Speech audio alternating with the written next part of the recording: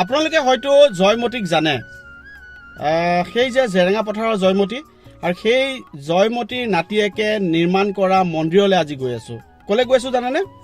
আজি দুৰ্গা পূজালৈ গৈ আছোঁ। কথাটো শুনি আচহুৱা যেন লাগিছে।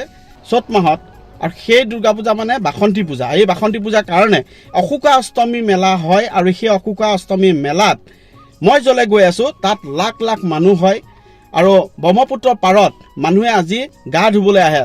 গা ধুবলৈ অহা মানুহ দেখি আজি যে আপোনালোকে আচৰিত হ'ব, এইটো 100% চিয়'ৰ।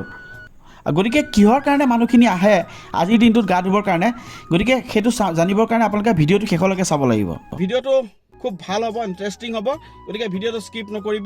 যদি যিসকল লোকে চেনেলটো ছাবস্ক্ৰাইব কৰা নাই ছাবস্ক্ৰাইব কৰিব, আৰু যদি পেজত চাই আছে পেজটো লাইক ফ'ল' আৰু শ্বেয়াৰ কৰিব নাপাহৰিব।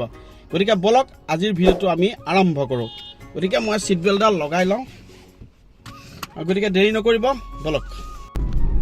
আৰু এই চ'ত মাহত যিটো বাসন্তী পূজা হয়, আৰু এইটোৱে হৈছে মেইন দুৰ্গা পূজা। আৰু আমি যে অক্টোবৰ মাহত যিটো দুৰ্গা পূজা হয় সেইটো কিন্তু নহয়, এইটোহে মেইন।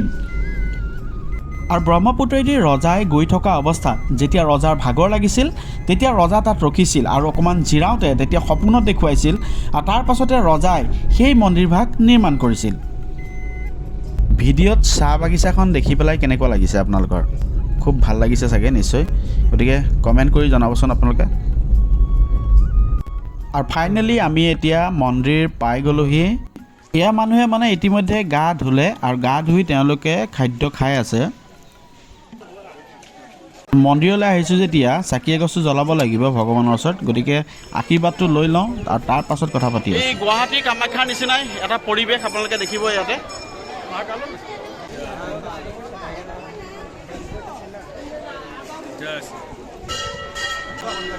हर महादेव, हर महादेव, हर हर महादेव। हर हर कहाँ से आए हैं? पटना बिहार से हैं। पटना।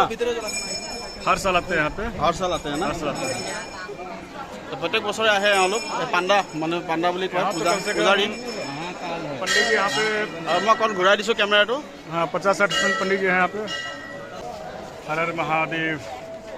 ओम तुलसीनंद पापनाशम श्री गावे धनुष लगलन ये मंत्रम सकल जय तुम्हारे बना सकले जय जयकार रहेगा, मन की बात पूरा होगा। जय श्री कल्याण।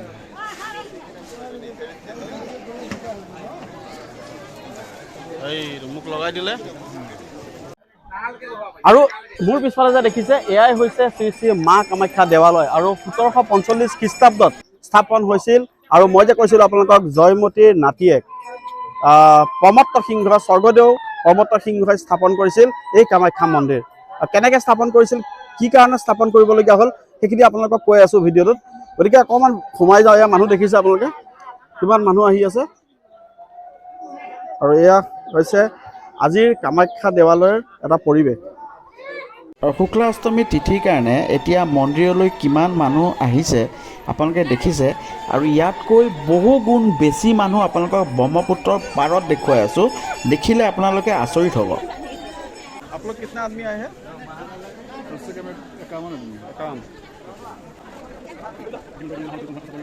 ओम शांति, जय महादेव, मनोकामना सफल, भंडार सफल, जय कल्याण है। लाल झंडा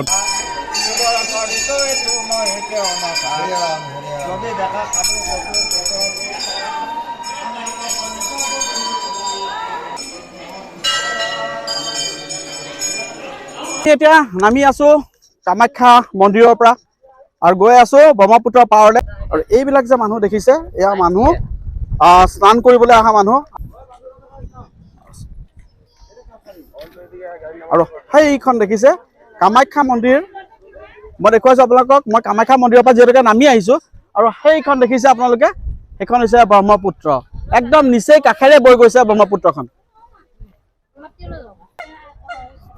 আৰু মানে কি এটা কথা যে আজিৰ দিনটোত এই যি বাসন্তী পূজা মহা অষ্টমীৰ কাৰণে ইয়াতে এখন অশোকা অষ্টমী মেলাৰ আয়োজন হয়, আৰু এইটো 7 দিনীয়া এখন মেলাৰ আয়োজন হয়। আৰু সেয়া মেলাখনো আপোনালোকে অকণমান দেখা পাব। আৰু মোৰ পিছফালে মানুহ চাওক, কিমান বম মানুহ চাওক। আৰু এয়া নদীলৈ গৈ আছে গা ধুবলৈ মানুহবিলাক। সেইফালে দেখিছে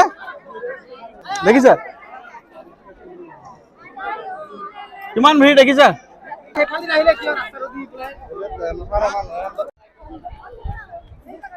হৈছে ব্ৰহ্মপুত্ৰৰ পাৰত।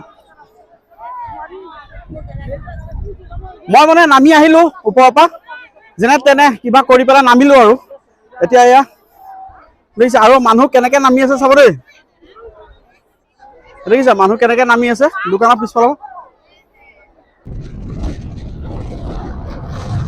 কি বতাহ দেখিছে, তামাম বতাহ ব্ৰহ্মপুত্ৰৰ পাৰত, তামাম বতাহ, পুৰা মজা লাগি গৈছে। কাৰণ দেখিছে মানুহ দেখিছে, এতিয়া ওচৰ পাই গলোহি, মানুহ দেখিছে পুৰা গা ধোৱাত পুৰা ব্যস্ত। এইফালে চাওক, ঘূৰাই দিছো কেমেৰাটো, কিমান মানুহ দেখিছে। আৰু ব্ৰহ্মপুত্ৰৰ পাৰত কি মজা ফিলিংছ। আৰু এই ব্ৰহ্মপুত্ৰতে যদি আজিৰ দিনটোত গা ধুৱে তেতিয়াহ'লে এটা লোকবিশ্বাস আছে যে পাপ খণ্ডন হয়। আৰু বহু মানুহে অস্থি দিব আহে, কাৰোবাৰ মৃতকৰ কোনোবা থাকিলে, অস্থি থাকিলে আজিয়ে বিসৰ্জন দিয়ে। দাদা আপুনি ক'ৰ পৰা আহিছে? মই চকৰিগাঁও, নগাঁও চকৰিগাঁও হয়। চকৰিগাঁও ন? হয়। মানে কি কামত আহিলে আজি? মোৰ মা অস্থি দিবলৈ আহিছিলোঁ, পিণ্ড আছিলে। অস্থি বিসৰ্জন দিবৰ কাৰণে আজি এটা খুব এটা ভাল দিন, নহয়? এটা ভাল দিন, সেইকাৰণে আহিছোঁ সেই উদ্দেশ্য লৈ পেলাই। হয়। দেখিছে আপোনালোকে অগণন মানুহ, অকণমান ঘূৰাই দিছো। আৰু এজন আছে, মই তেখেতকো সুধিম। দাদা ক'ৰ পৰা আহিছে? মই ঢিঙৰ পৰা। ঢিঙৰ পৰা না? এইবাৰ আহিছে নে প্ৰথম নে? নাই, এইবাৰ সিহঁতি তিনিবাৰ হ'ল আমাৰ। তিনিবাৰ আহিছে ন? আপুনি কি কামত আহিছে? এই দাদা পিণ্ড দিবলৈ। অস্থি দিবৰ কাৰণে। গতিকে অস্থি, যিহেতুকে মৃতকৰ অস্থি, আজিৰ দিনটো পুণ্য বুলি কয়। লোকবিশ্বাস যে আজিৰ দিনটোতে গংগা পানী বৈ আহে ব্ৰহ্মপুত্ৰলৈ। তেওঁলোকে গা ধুই আছে, সেই পৰিৱেশটো আপোনালোকক দেখুৱাইছোৱে ইতিমধ্যে। এই ব্ৰহ্মপুত্ৰ আৰু কামাখ্যা মন্দিৰৰ মাজত এটা নিবিড় সম্পৰ্ক আছে। তেতিয়াৰ ৰজা স্বৰ্গদেউ প্ৰমত্ত সিংহই যেতিয়া এতিয়াৰ গুৱাহাটী, তেতিয়াৰ কামৰূপৰ পৰা যেতিয়া শিৱসাগৰলৈ নাৱেৰে এই ব্ৰহ্মপুত্ৰেদি গৈ আছিল, তেতিয়া ৰাতি ৰজাৰ ভাগৰ লাগিছিল আৰু নিশা হওঁতে তেতিয়া যেতিয়া জিৰাইছিল ব্ৰহ্মপুত্ৰৰ পাৰত, তেতিয়াই সপোনত দেখুৱাইছিল ৰজাক। আৰু তাৰ পাছতে ৰজাই এই মন্দিৰভাগ পুনৰ নিৰ্মাণ কৰিছিল। তাৰ আগতে পালবংশীয় ৰজাই কিন্তু এই মন্দিৰভাগ প্ৰতিষ্ঠা কৰিছিল। গতিকে ভিডিঅ'টো কেনেকুৱা পালে কমেণ্টত জনাব আৰু চেনেলটো ছাবস্ক্ৰাইব কৰি দিব। আৰু যদি পেজত চাই আছে, পেজটো লাইক, ফ'ল' আৰু শ্বেয়াৰ কৰিব নাপাহৰিব। আৰু লাইক এটা লাগে, আৰু লগতে যিমান পাৰে ভিডিঅ'টো শ্বেয়াৰ কৰিব নাপাহৰিব।